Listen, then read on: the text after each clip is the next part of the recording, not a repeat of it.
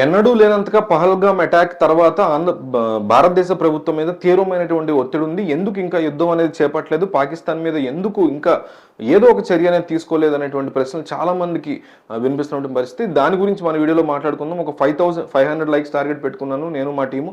ఒక లైక్ ఇచ్చేసి వీడియో చూడడం స్టార్ట్ చేయండి. మాకు చాలా హెల్ప్ఫుల్ ఉంటుంది, చాలా ఎంకరేజింగ్ ఉంటుంది మీరు ఇచ్చే లైక్. పహల్గామ్ అటాక్ జరిగాయి కరెక్టే. దానికి సంబంధించి రిటాలియేషన్ని ఏ రకంగా మనం ప్లాన్ చేసుకోవాలనేది మనం అర్థం చేసుకోవాలి. ఇప్పుడు పుల్వామా అటాక్స్ జరిగిన తర్వాత జరిగిన సంఘటన, యూరీ సంఘటనల తర్వాత జరిగినటువంటి సర్జికల్ స్ట్రైక్స్ అనండి, లేకపోతే పుల్వామా తర్వాత జరిగినటువంటి ఎయిర్ స్ట్రైక్స్ అనండి, ఇవన్నీ కూడా బాల్కోట్ సంఘటన అని చెప్పేది. ఇవన్నీ కూడా మనం ఏమనుకుంటాం అంటే వెంటనే జరిగాయి అనుకుంటాం. లేదు, కనీసం 11 నుంచి 15 రోజులు గ్యాప్ తీసుకున్నారు. ఎందుకంటే వాళ్ళు ఇప్పుడు ఎవరైతే టెర్రరిస్టులు వచ్చి అటాక్ చేశారో వాళ్ళు కూడా దాదాపు 3-4 నెలల నుంచి 5 ఏళ్ల నుంచి 3 నెలల వరకు కూడా మినిమం ప్లానింగ్తోనే వాళ్ళు అటాక్ చేశారు. సో మనం అఫీషియల్గా, వాళ్ళంటే దొంగలు, నీచులు, కుక్కలు, కానీ మనం చాలా అఫీషియల్గా చాలా డెల్ట్ తీసుకుంటూ థింగ్స్ని మనం ముందుకెళ్లాల్సి ఉంటుంది.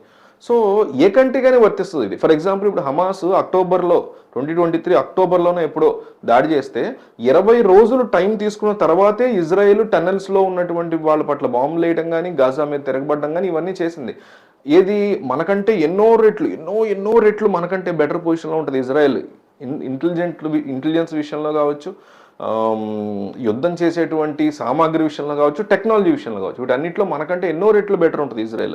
అట్లాంటి కంట్రీయే టైం తీసుకుంది అంటే ఒక ప్లాను, ఒక పద్ధతి, ఒక విజన్. నిజమే, రావు రమేష్ గుర్తొచ్చినా ఇదంతా ఉండాల్సిందే, లేకుండా అట్లా బ్లైండ్గా వెళ్ళిపోవడానికి ఇదే సినిమా కాదు. చాలామంది ఈ ప్లేస్లో రాహుల్ గాంధీ, సోనియా గాంధీ ఉన్న చేసేది అదే. కాస్త టైం అయితే తీసుకోవాల్సి ఉంటుంది ఎవరైనా సరే, తీసుకుని దాన్ని తగ్గట్టు వెళ్ళాలి. అయితే ప్రతిపక్షాలు కావచ్చు, ఇండియన్ సిటిజన్స్ కావచ్చు, చాలామంది తొందరపడేటువంటి సిచ్యువేషన్లో కనిపిస్తున్నారు. అట్లాగని గవర్నమెంట్ వెయిట్ చేయమంటుంది కదా, ప్రతిదానికి వెయిట్ చేయాల్సిన అవసరం లేదు. ఖచ్చితంగా ప్రెజర్ అయితే మన వైపు నుంచి పెట్టాలి, ప్రతిపక్షం కావచ్చు, ప్రజలు కావచ్చు, ప్రెజర్ అయితే పెట్టాలి. బట్ అట్లాగని చేతకాని తరంగా దాన్ని చూడడం అనేది కరెక్ట్ కాదు. ఇంకొంత సమయం ఇవ్వాల్సి ఉంటుంది. అండ్ మోస్ట్ ఇంపార్టెంట్ ఏంటంటే సర్జికల్ స్ట్రైక్స్ చేయడానికి ఒక 15 రోజులు టైం తీసుకున్నారు. బాలకోట్ ఎయిర్ స్ట్రైక్స్ చేయడానికి కొంత 15 రోజులు 10 రోజులు టైం తీసుకున్నారు.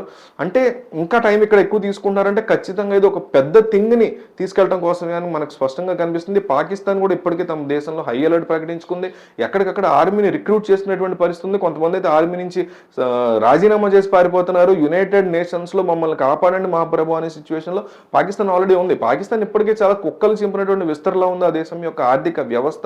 దాన్ని వాళ్ళు దృష్టిలో పెట్టుకోవాలి. అండ్ మోస్ట్ ఇంపార్టెంట్, అన్నిటికంటే ఇంపార్టెంట్ అంటే ఒక 1000 గంటల యుద్ధానికి దాదాపు 20,000 కోట్ల వరకు ఖర్చు అవుద్ది. ఇండియా లాంటి ఒక దేశానికి, పాకిస్తాన్ లాంటి ఒక దేశానికి అటు ఇటుగా. సో ఎంత ఖర్చు పెట్టి ఎంతెంత వెపనరీ కావచ్చు, ఆర్మీ కావచ్చు, ఇవన్నీ అలాగని ఖాళీగా కూర్చోవాలని నేను అనట్లా. సో దానికి తగ్గట్టుగా బడ్జెట్ ప్లాన్స్ కావచ్చు, ఇవన్నీ చేసుకుని ఒకసారి మనం అవతలోడు మనల్ని కొట్టాడు, మళ్ళీ ఇప్పుడు మనం వాడికి రివెంజ్ అని కొట్టేటప్పుడు వాడి రివెంజ్ ఎట్లా ఉంటుంది అనేది కూడా ప్లాన్ చేసుకుని చెస్ లాగా అన్ని వైపులా అన్ని యాంగిల్స్లో ఆలోచించుకుని మనం దెబ్బ కొట్టాలి.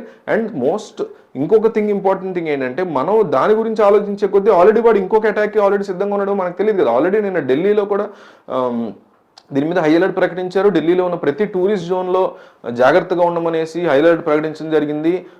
ఎక్కువగా పోలీసులు కూడా డిప్లాయ్ చేశారు. ఎక్కడ పడితే అక్కడ సెక్యూరిటీ ఆఫీసర్స్ ఉన్నారు. So there is something cooking అనేది చాలా క్లియర్గా అర్థమవుతుంది. ఇంటెలిజెన్స్ డిపార్ట్మెంట్ ఎక్కడికక్కడ దేశంలో ఉన్న అనేక టూరిస్ట్ ప్లేసెస్లో సెక్యూరిటీని బీఫప్ చేసింది. ఇవన్నీ జరుగుతున్న టైంలో ప్రజలు అర్థం చేసుకుని సైలెంట్గా ఉండాలి అని అంట్లా. ఖచ్చితంగా ఏ ప్రభుత్వం ఉన్నా, అధికారంలో కాంగ్రెస్ ఉన్నా, బీజేపీ ఉన్నా, ఎస్పెషల్లీ దేశ సంరక్షణకు సంబంధించి మనం వాళ్ళు ప్రెజరైజ్ చేయాల్సిందే. కానీ దాన్ని చేతకాంతరంగా చూడకుండా కాస్తంత వెయిట్ చేస్తే బెటర్ అనేది నా యొక్క పర్సనల్ ఒపీనియన్. ఈ మా ఇంకో పక్క ఏంటంటే ఈ బీజేపీకి సంబంధించినటువంటి మూర్ఖపు సపోర్టర్లు ఉంటారు, ప్రతి పార్టీకి ఉంటారు. కాంగ్రెస్కి ఉంటారు మూర్ఖపు సపోర్టర్లు. మా రాహుల్ గాంధీ ఉంటే ఈ ప్లేస్లో ఎరగబొడిచేవాడని ఎవ్వడు పొడిచేది ఉండదు. రాహుల్ గాంధీ ఉన్నా, మీరున్నా, నేనున్నా, మోడీ ఉన్నా, కొన్ని నామ్స్ ప్రకారం ముందుకెళ్ళాలి తప్ప అది కనుక రాంగ్ స్టెప్ అయితే రేపొద్దున మళ్ళీ మన ఎత్తికి వస్తుంది అదంతా. సో ఈ బీజేపీకి సంబంధించిన మూర్ఖపు సపోర్టర్లు ఏంటంటే ఈ కైండ్ ఆఫ్ హైప్ ఇవ్వడము, లేకపోతే అప్పుడు ముంబై అటాక్స్ అప్పుడు మన్మోహన్ సింగ్ ఏం చేయలేకపోయాడు, ఇప్పుడు నరేంద్ర మోడీ ఏదో చేసేస్తున్నాడు, ఈ కైండ్ ఆఫ్ థింగ్ మానేసుకోవాలి. ప్రతిదాన్ని రాజకీయం చేయకూడదు.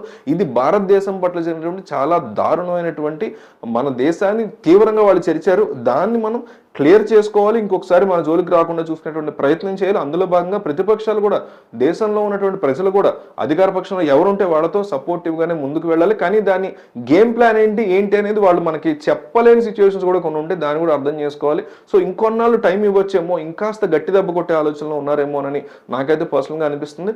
చూడొచ్చు ఇంకొన్ని రోజులు అనేది నా ఒపీనియన్. చాలా మంది ఇంకా ఎందుకు జరగట్లేదు, ఇంకా ఎందుకు వార్ రావట్లేదు అనేటువంటి చాలా మెసేజ్ వచ్చినాయి నాకు. అది చూసిన తర్వాత నాకు ఈ వీడియో చేయాలనిపించింది. మీకేమనిపిస్తుంది, ఎందువల్ల లేట్ అవుతుందని మీకు ఏదన్నా వేరే యాంగిల్ ఆఫ్ ఒపీనియన్, వేరే పర్స్పెక్టివ్ ఏమైనా ఉంటే కామెంట్ చేయండి.